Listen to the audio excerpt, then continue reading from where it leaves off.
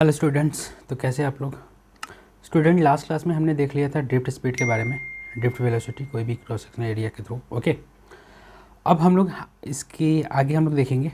तो हमने relation establish किया था ड्रिफ्ट वेलोसिटी और इलेक्ट्रिक फील्ड के बीच में। ओके, और यहाँ पे जो मेरा जो ई बाई की आया था वो क्या था, तो म्यू आया था, जिसको हम लोग मोबिलिटी बोल रहे थे। और मोबिलिटी क्या होता है स्टूडेंट्स, तो मोबिलिटी जो होता है उस कंडक्टर के फ्री इलेक्ट्रॉन्स का मोबिलिटी होता है, ठीक है, जो कि कंडक्टर पे डिपेंड करता है कि उसका इलेक्ट्रॉन कितना मोबाइल है। ओके, तो चलिए इसको हम आगे बढ़ाते हैं। ओके, तो हमने तो ये देख लिया कि कोई भी चार्ज पार्टिकल जो है या कोई भी चार्ज कैरियर है वो कंडक्टर में वो कैसे मूव करते हैं। तो without any electric field random motion होता है। जब इलेक्ट्रिक फील्ड सेटअप हो जाता है तो वो इलेक्ट्रिक फील्ड के डायरेक्शन के लॉन्ग क्या होता है कि वो अलाइन हो जाते हैं, ठीक है।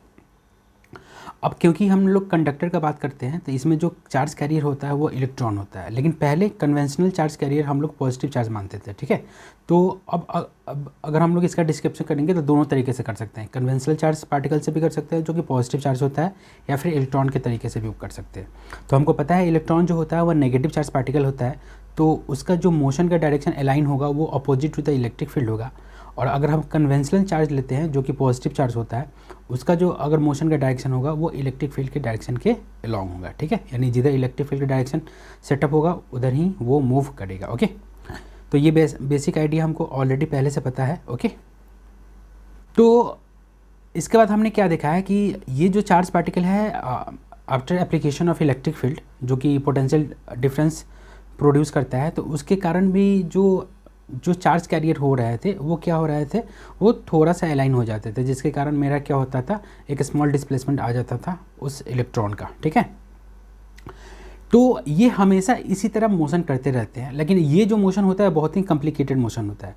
तो ओवरऑल अगर हम लोग देखें कि पार्टिकल जब या कोई भी चार्ज कैरियर जब कंडक्टर के अंदर एक पॉइंट से दूसरे पॉइंट पे जाएगा, या दूसरे पॉइंट से तीसरे पॉइंट, या तीसरे पॉइंट से चौथे पॉइंट पे जाएगा, ठीक है, तो वो सारा सक्सेसिव कॉलिजन करके जाएगा। लेकिन अगर हम लोग को ईजी वे में डिस्क्रिप्शन करना है तो हम लोग देखते हैं कि एक पॉइंट से दूसरे पॉइंट पे जाने में जो डिस्प्लेसमेंट हो रहा था उसके अकॉर्डिंग जो हम लोग को ड्रिफ्ट वेलोसिटी आ रहा था, उसी ड्रिफ्ट वेलोसिटी की हम लोग ऐसा एज्यूम करेंगे कि through out the conductor body जो भी इलेक्ट्रॉन जो मूव करेगा या जो भी चार्ज पार्टिकल मूव करेंगे वो कैसे करेंगे, तो उसी ड्रिफ्ट वेलोसिटी से करेंगे। क्योंकि ये जो ड्रिफ्ट वेलोसिटी है बहुत ही छोटा है, क्योंकि डिस्प्लेसमेंट बहुत छोटा आ रहा है, ठीक है। तो अब हम लोग क्या एज्यूम करेंगे कि थ्रू आउट द कंडक्टर जब भी चार्ज पार्टिकल मूव करेंगे तो ये ड्रिफ्ट वेलोसिटी से ही करेंगे, जबकि ये क्या होता है, ये अप्रॉक्सीमेट इसका वेलोसिटी होता है। ये टोटली एक्चुअल वेलोसिटी मतलब एक्चुअल ये डिस्क्रिप्शन नहीं होता है, लेकिन ये अप्रॉक्सीमेट डिस्क्रिप्शन होता है, जिससे लेके हम लोग क्या करते हैं, करंट को इजीली फाइंड करते हैं। तो अब हम लोग को वही करने वाले हैं। तो यहाँ पे सपोज हमने यहाँ पे दिखा दिया कि एक कंडक्टर है, और इस कंडक्टर को हमने क्या ले लिया, एक पोटेंशियल डिफरेंस सेटअप कर दिया, ठीक है।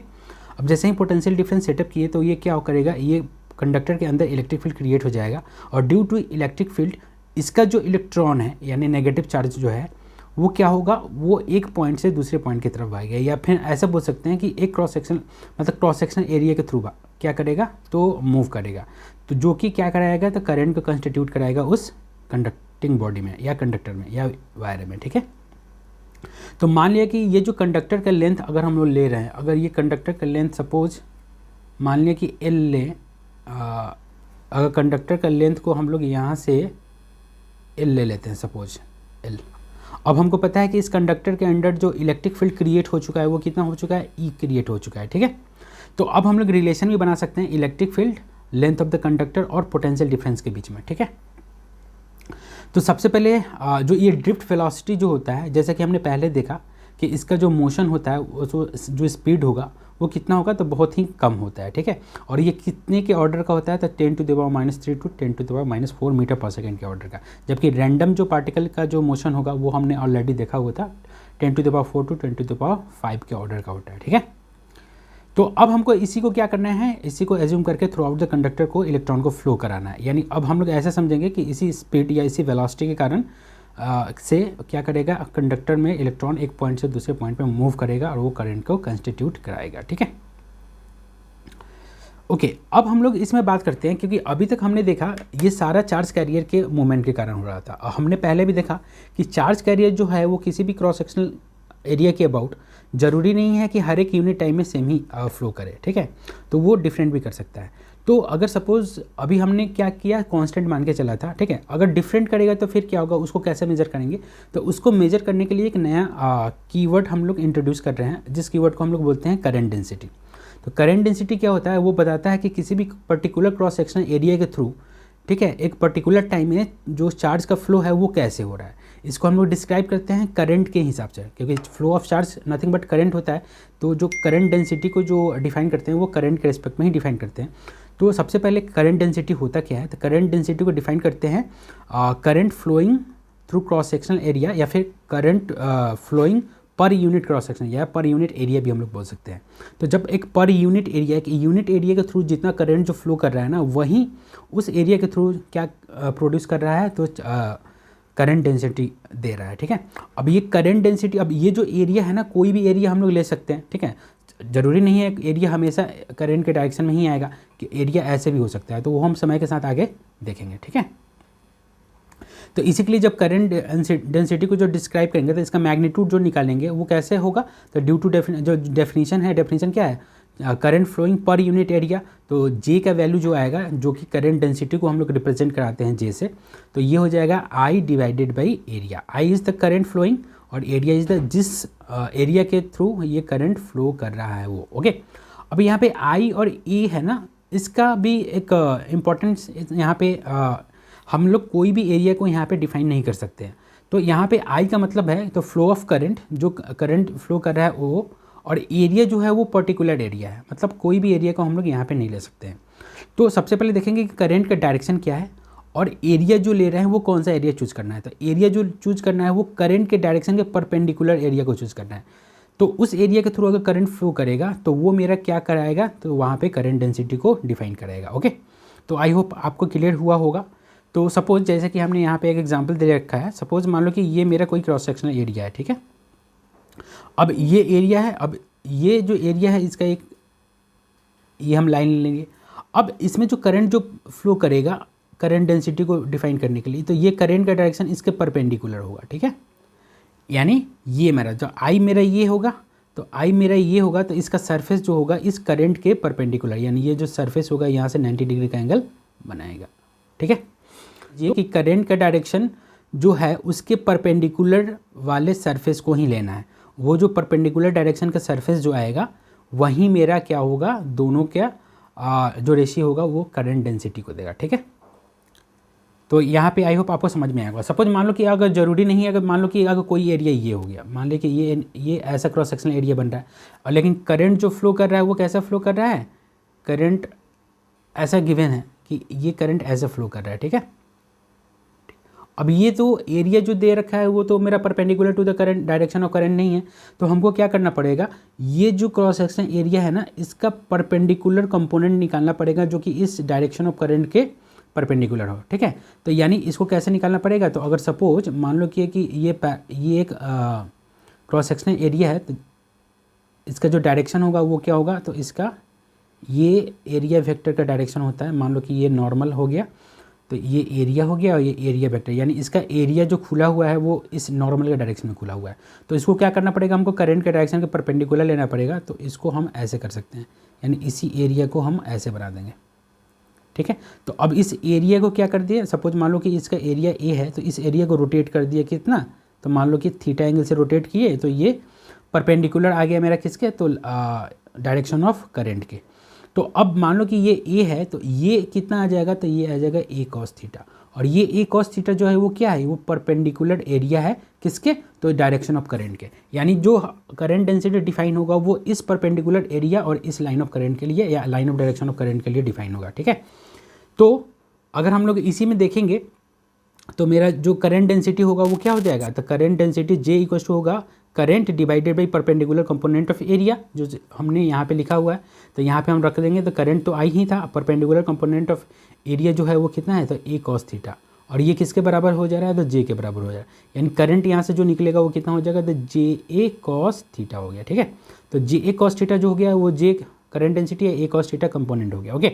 तो इसको हम लोग दूसरे शब्दों में भी लिख सकते हैं। तो ये मेरा जो आई हो गया वो क्या हो गया, तो क्योंकि करंट डेंसिटी भी वेक्टर क्वांटिटी होता है और एरिया भी वेक्टर क्वांटिटी होता है, तो इसको हम लोग कैसे कोरिलेट करते हैं, तो करंट डेंसिटी और एरिया के डॉट प्रोडक्ट में क्या कर सकते हैं, डिफाइन कर सकते हैं। यानी हम लोग को ऑलरेडी पता है करंट जो होता है वो स्केलर क्वांटिटी होता है और डॉट प्रोडक्ट भी स्केलर क्वांटिटी को देता है। तो इससे मेरा क्या होगा, करंट के डेफिनेशन को हमने बता दिया। ठीक है, तो आई होप ये आपको समझ में आ गया होगा। ठीक है, अगर नहीं आया तो पीछे बैक जाइए और फिर से रिपीट कीजिए, आपको समझ में आ जाएगा। ओके, अब यहाँ पे करंट डेंसिटी जो हमने बताया है वो एक्चुअली क्या बता, जो हमने पहले बोला कि ये अमाउंट ऑफ चार्ज किसी भी पॉइंट एरिया के अबाउट कैसे फ्लो कर रहा है या किसी भी पर्टिकुलर टाइम में कैसे फ्लो कर रहा है उसको बताता है। तो उसी को हमने यहाँ पे ऑलरेडी लिखा।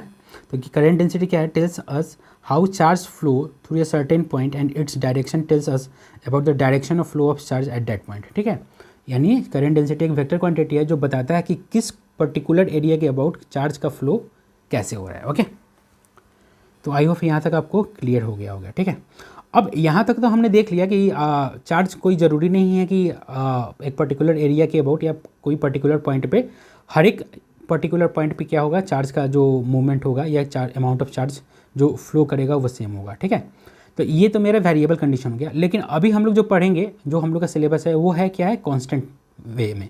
तो कांस्टेंट वे, तो वो कांस्टेंट कब अचीव हो जाता है, तो वो अचीवमेंट को हम लोग बोलते हैं स्टेडी स्टेट। ठीक है, तो अभी हम लोग जो भी डिस्क्रिप्शन करेंगे वो स्टेडी स्टेट में करेंगे। स्टेडी स्टेट में क्या होता है कि करंट का जो फ्लो होता है वो किसी भी क्रॉस सेक्शन के अबाउट वो कांस्टेंट हो जाता है, उसी को हम लोग बोलते हैं स्टेडी स्टेट। ओके, इनिशियली जब करंट जब प्रोड्यूस होता है ड्यू टू पोटेंशियल डिफरेंस, वो इनिशियल में कांस्टेंट करंट फ्लो नहीं करता है, वो कुछ टाइम लेता है, उसके बाद वो स्टेडी हो जाता है। ठीक है, तो हम लोग जो करंट का डिस्क्रिप्शन करेंगे वो स्टेडी स्टेट में करेंगे। तो इसमें क्या होगा, current through all the section of the wire is constant, इसी को हम लोग क्या बोलते हैं, तो स्टेडी स्टेट कंडीशन जिसमें करंट फ्लो करता है। एज फॉर एग्जांपल, मान लीजिए कोई भी क्रॉस सेक्शनल एरिया यहाँ पे लिया हुआ है और इसमें दिखाया हुआ है कि करंट इधर से फ्लो कर रहा है। ठीक है, तो मान लीजिए कि यहाँ पे जो एरिया जो क्रॉस सेक्शन दिखाया हुआ वो क्या है, तो ए डैश है, सपोज ए डैश, और ये क्या है, बी डैश है, ये क्या है, सी डैश है, और ये क्या है, डी डैश है। तो यहाँ से जो करंट जो निकले, जो इसको इनपुट करेगा यहाँ पे जब जा रहा है, तो ए डैश से भी वही करंट जाएगा जो बी डैश से जाएगा, और जो बी डैश से भी वही करंट जाएगा जो सी डैश से जाएगा। ठीक है, और सिमिलरली डी डैश से भी वही करंट जाएगा जो पहले से, मतलब पहले और भी क्रॉस सेक्शन एरिया से पास कर रहा था। इसका मतलब ये वाला जो हम लोग कंडीशन ले रहे हैं ना, कोई भी कंडक्टर के केस में, वो हम लोग स्टेडी स्टेट के कंडीशन में लेते हैं। इसीलिए हम लोग बोलते हैं कि current through out the wire क्या हो गया, सेमी करंट वो क्या हो रहा होगा, तो फ्लो कर रहा होगा। तो वो कब फ्लो कर रहा होगा, वो स्टेडी स्टेट कंडीशन में कर रहा होगा। और सारा डिस्क्रिप्शन हम लोग का चलता है स्टेडी स्टेट के। ठीक है, चलिए आगे बढ़ते हैं।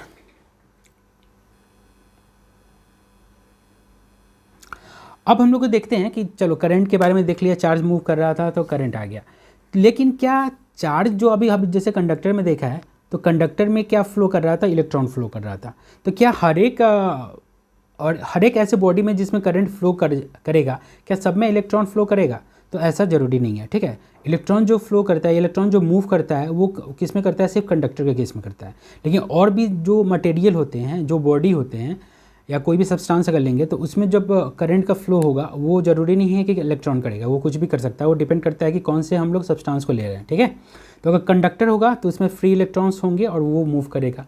अगर सपोज मान लो कि अगर कोई सॉल्यूशन, आयोनिक सॉल्यूशन ले लेते हैं या फिर इलेक्ट्रोलाइट्स लेते हैं, पॉजिटिव और नेगेटिव आयंस में ब्रेक आउट हो जाते हैं, और वो पॉजिटिव और नेगेटिव आयंस ही वहाँ पे क्या करता है, करंट को प्रोड्यूस कराता है, या फिर इसका पॉजिटिव और नेगेटिव आयन का मोशन स्टार्ट हो जाता है। ठीक है, अगर सेमीकंडक्टर में बात करें तो सेमीकंडक्टर में जो फ्लो करता है वो दोनों चीज़ करता है, इलेक्ट्रॉन्स भी करता है, और इलेक्ट्रॉन्स जब एक पॉइंट से दूसरे पॉइंट पे जाता है ना, तो उसका वैकेंसी क्रिएट होता है, तो उसका वैकेंसी जो होता है वो भी मूव करता है। फॉर एग्जांपल, मान लो कि यहाँ पे एक स्ट्रक्चर है क्रिस्टल का, ठीक है, और यहाँ पे बहुत सारे इलेक्ट्रॉन है, ई, ठीक है, और ये एक बैंड है जहाँ पे इलेक्ट्रिक फील्ड अप्लाइड है। मान लो कि यहाँ पे इलेक्ट्रिक फील्ड अप्लाइड है, तो क्या होता है कि सेमीकंडक्टर केस में आप देखोगे कुछ टाइम बाद कि इलेक्ट्रॉन यहाँ से, ये वाला जो इलेक्ट्रॉन है ना, ये करंट कंस्टिट्यूट अभी नहीं करेंगे, ये पहले कहाँ जाएंगे, इधर जाते हैं, यानी ये कंडक्शन बैंड होता है। ठीक है, ये कंडक्शन बैंड में जंप करके जाते हैं।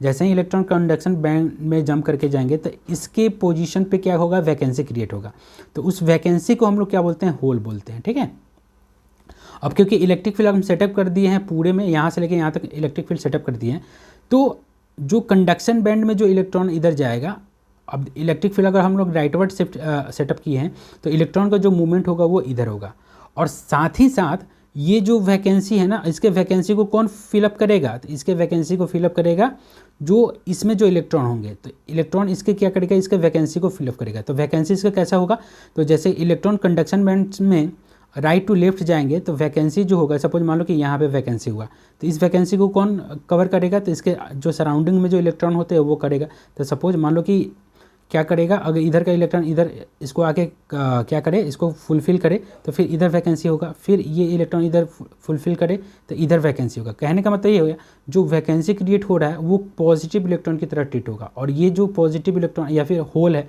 वो ऐसे मूव करने लगेगा। तो एक ही साथ देखिए, इसमें इलेक्ट्रॉन लेफ्टवर्ड मूव कर रहा है और जो होल है वो राइटवर्ड मूव कर रहा है।